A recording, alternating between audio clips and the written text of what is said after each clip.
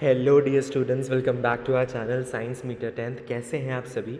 I hope सभी बहुत अच्छे होंगे। अब आपके सारे एग्जाम्स तो ख़त्म हो चुके हैं, so obviously you must be relaxed, enjoy this time. And yes, लेके आ चुका हूँ मैं इस वीडियो में आपको बताने वाला हूँ कि आपके इंग्लिश जो है आपका सीबीएसई बोर्ड एग्ज़ाम हुआ था उसके अंदर क्या चेंजेस होने वाले हैं आपके आंसर की के अंदर, और कौन सी मॉडरेशंस की जाएगी बोर्ड के द्वारा, वो सारी मैं इस वीडियो में कवर करने वाला हूँ। इसलिए पूरी वीडियो एंड तक देखना, एंड इसके अंदर आपको पता लग जाएगा कि क्या आपने जो आंसर्स लिखे हैं वो सही होंगे या नहीं।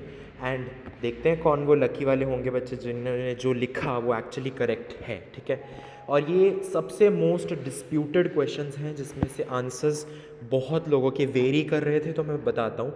टोन वगैरह भी मैं कवर करूँगा इसके अंदर, मैं बताता हूँ कौन कौन सी सही है। तो चलिए शुरू करते हैं, लेकिन शुरू करने से पहले request to please like share and subscribe to this channel, और कमेंट्स में मुझे लिख के बताना कौन सा अगला सेट चाहिए या कौन सा सब्जेक्ट चाहिए जिसमें आपको लगता है थोड़े डिस्प्यूटेबल क्वेश्चंस थे और उसकी मॉडरेशंस होंगी, ठीक है। और मेरे पास आ चुकी हैं जो चेंजेस हैं वो भी मैं नेक्स्ट सब्जेक्ट्स की भी कवर करने वाला हूँ, तो आप प्लीज़ सब्सक्राइब ज़रूर कर लीजिएगा। तो देखते हैं इसमें क्या कह रहा है। Fill in the blank by choosing the correct option to complete the line from an insurance company brochure suitable for someone who wishes to dash adequate financial backup. It is available to the company to the family in case of his or her untimely death. सबसे पहले तो मैं आपको मतलब बताता हूँ ensure का मतलब क्या होता है। Simple as that, when you insure something you are talking about protecting it financially, ठीक है, अगेंस्ट पोटेंशियल लॉस, डैमेज और हार्म, ठीक है। जब आप इंश्योर की बात करते हो, you guarantee something, you make sure that it happens. And जब आप अश्योर की बात करते हो, आप ऑब्वियसली रीड कर सकते हो इसको, मैं आपको जल्दी से बताता हूँ। श्योर का मतलब होता है दैट यू आर प्रॉमिसिंग, ठीक है, you are giving them reassurance और अ सेंस ऑफ सर्टेनिटी, ठीक है, kind of promise giving. So insure हो गया protecting against some financial loss या डैमेज। इंश्योर हो गया मेकिंग सर्टेन और गारंटिंग समथिंग। अश्योर होता है प्रोवाइडिंग कॉन्फिडेंस और reassurance to someone, okay. So इसके अंदर जो करेक्ट आंसर हो जाएगा that is ensure, suitable for someone who wishes to ensure adequate financial backup. और बोर्ड ने भी डायरेक्टली ये किसी एडवर्टीजमेंट से उठाया है line. Ensure is the right answer, जैसा कि आप सामने देख सकते हो अपनी स्क्रीन के। चलिए आगे बढ़ते हैं। What is the tone of the writer. अब इसमें इतने वेरिड आंसर्स थे बच्चों के, और मैं आपको बता दूं जो आंसर की के अंदर मॉडरेशन की जाएगी वो सारी टोन जिस अकॉर्डिंगली आप सोच कर लिख सकते हो वो सारी एक्सेप्टेबल होंगी। तो मैं आपको बताता हूँ आप क्या क्या लिख सकते हो, ठीक है। आप अप्रिशिएटिव पॉजिटिव टोन लिख सकते हो, since it highlights the transformative impact of plastics on modern life, emphasizing its indispensable role in various innovations and life-saving applications, indicating a positive view towards the advancements enabled by plastics. इनके अलावा आप क्या क्या और लिख सकते हो? आप कंसर्न्ड लिख सकते हो, सीरियस लिख सकते हो, फैक्चुअल लिख सकते हो, सरप्राइज्ड लिख सकते हो, क्रिटिकल भी करेक्ट होगा, ऑप्टिमिस्टिक पे भी नंबर मिलेंगे, इन्फॉर्मेटिव टोन भी सही है, असर्टिव भी सही है, रैशनल भी सही है। तो ये सारी टोन्स अलग अलग पर्सपेक्टिव में, क्योंकि आप अगर पूरा पैराग्राफ पढ़ो तो अलग अलग तरीके से इसको समझा जा सकता है, और उस अकॉर्डिंग ये सारी टोन्स ये होती हैं actually, and these can be true and these can be correct. क्या बात समझ में आई? तो आई होप सो जिन जिन बच्चों ने लिखा है उनका करेक्ट होगा, ठीक है। आगे बढ़ते हैं। और अगर आप में से इनमें से कोई टोन लिखी थी जो शायद मैंने पहले आंसर की में कवर नहीं की थी, लेकिन अभी क्योंकि चेंजेस आए हैं तो मैं आपको बता रहा हूँ, तो लाइक ज़रूर कर देना।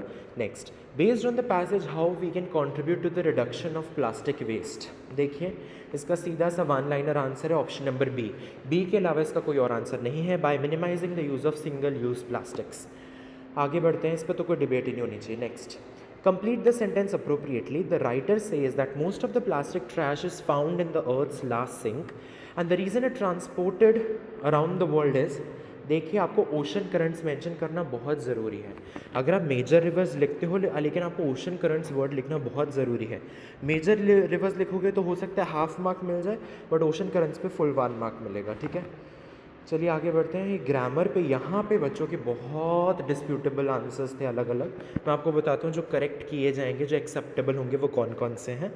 अ properly installed and maintained antivirus program में तो ऑब्वियसली गलत है। मे की जगह क्या क्या आ सकता है? विल आ सकता है, विल वाइप आउट, कैन आ सकता है कैन वाइप आउट, शुड आ सकता है should wipe out any malware attack, be it a bot, a virus, a trojan और इवन रैंसमवेयर। बात समझ में आई? So all these are acceptable, so खुश हो जाओ, अब इसमें नंबर मिलेंगे। Okay, next, when nutrition therapy is provided by a qualified professional, people could learn how to make better food choices. इसके अंदर एक ही सही है, पीपल कैन लर्न, ठीक है, इसमें विल वगैरह नहीं आएगा, कैन अबिलिटी, तो कैन आएगा इसमें कुड की बजाय, ठीक है। Next, select the option that correctly states the significance of crop rotation as given below. देखिए आपको इंपॉर्टेंस बतानी है क्रॉप रोटेशन की, दो ही स्टेटमेंट से पता लग रही है, फर्स्ट एंड फिफ्थ। तो यहाँ पे first statement that is crop rotation is done to obtain higher agricultural returns, ये करेक्ट होगा। And fifth statement, if crops are to be harvested are chosen wisely, crop rotation can help in maintaining fertility of soil. कुछ बच्चे comment section में ये भी लिख रहे थे कि सेकंड सही होगा, सेकंड कैसे सही होगा भाई? अगर आप एग्जॉस्टिव सॉइल क्रॉप्स को ज़्यादा लगा रहे हो तो सॉइल के nutrients will get depleted because exhaustive type of crops हैं वो। सो ये थोड़ा कॉमन सेंस से भी आपको इंपॉर्टेंस बतानी थी क्रॉप रोटेशन की, ठीक है। आगे बढ़ते हैं, इस वाले क्वेश्चन पे भी मैं आपको बताता हूँ। इसका जो करेक्ट आंसर है that is option number C only. Some plastics have a life span of mere minutes to hours yet they may persist in the environment for hundreds of years. देखिए ये वाला जो है ये हमें बता रहा है कि प्लास्टिक बुरा क्यों है, लेकिन अगर मैं बात करूं कि plastic pollution has become one of the most pressing environmental issues, अगर डायरेक्टली कॉम्प्रीहेंशन को पढ़ते हो तो एक लाइन गिवन है, as rapidly increasing production of disposable plastic products overwhelms the world's ability to deal with them. तो directly B option is the right answer, correct. लेकिन अगर मैं सी को पढ़ूँ ध्यान से, plastics have a life span of mere minutes to hours yet they may persist in the environment for hundreds of years। बात समझ में आ रही है? और प्लास्टिक पोल्यूशन, सो आपको पूछे कि बेस्ट जो डिस्क्राइब कर रहा है, तो I think it should be option number C and change यही होगा आपके आंसर की में, C option. Some plastics have a life span of mere minutes to hours yet they may persist in the environment for hundred of years। आप इसको change कर सकते हैं। नेक्स्ट, काफ़ी बच्चों को ये भी डाउट है कि if you do not know the gender of a person in reported speech, तो आप उसको ही भी लिख सकते हो, आप उसको शी भी लिख सकते हो, या अगर आपको ज़्यादा डाउट है आप ही स्लैश शी दोनों लिख सकते हो। सब पे पूरे पूरे नंबर आपको दिए जाएंगे। बात समझ में आई? एंड वन मोर डाउट था आप बच्चों का कि इस वाले में फैक्ट के साथ ऑब्जेक्टिव आएगा एंड ओपिनियन के साथ सब्जेक्टिव आएगा। व्हाट इफ़ आपने लिखा हो फैक्ट कॉमा सब्जेक्टिव, तो देखिए ये पूरा 1 मार्क का था, 2 ब्लैंक्स थे, हाफ मार्क में स्प्लिट होगा। अगर आपने फैक्ट लिखा है आपको हाफ मार्क मिलेगा, अगर आपने सब्जेक्टिव लिखा है तो उसका हाफ मार्क कट जाएगा obviously. So it was half plus half answer की में, ठीक है। So all the very best. कौन सा नेक्स्ट सब्जेक्ट है, नेक्स्ट आंसर की चाहिए, कमेंट सेक्शन में लिख के ज़रूर बताना। वीडियो को लाइक शेयर ज़रूर करना एंड अब चिल करो यार and work on your next class. All the best.